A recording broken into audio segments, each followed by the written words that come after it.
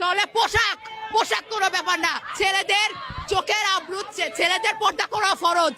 এই হাদিসটা আমার মনে হয় অনেক পুরুষের এটা শেখা উচিত। আমি সবসময় বলি যে যে সমস্ত মহিলারা বোরকা পড়তে চান না বা পর্দা করতে চান না, বোরকা বলে কোনো কথা না, পর্দা করতে চান না, হিজাব করতে চান না, তারা বাহিরে যখন খোলামেলা পোশাকে যান, সেজে গুজে যান, তাদেরকে অন্য পুরুষরা দেখে কি চিন্তা করে?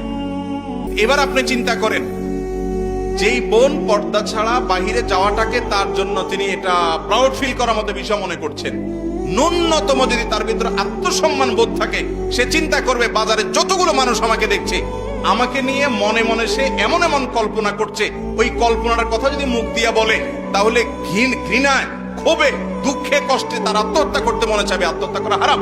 বুঝাইতে চাইলাম যে সে নিজেকে শেষ করে দিতে মনে চাইবে, এত জঘন্য খারাপ লাগবে তার কাছে।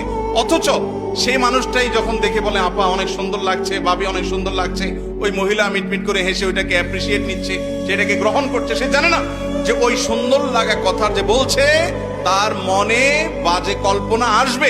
যদি কখনো না আসে, হতে পারে প্রাইমারি লেভেলে কারোর মনে বাজে চিন্তা আসলো না, কিন্তু আসবে। যেখানে বাজে চিন্তা আসার সম্ভাবনা আছে, ওখানে নিজেকে সেভ করাটাই হলো বুদ্ধিমান।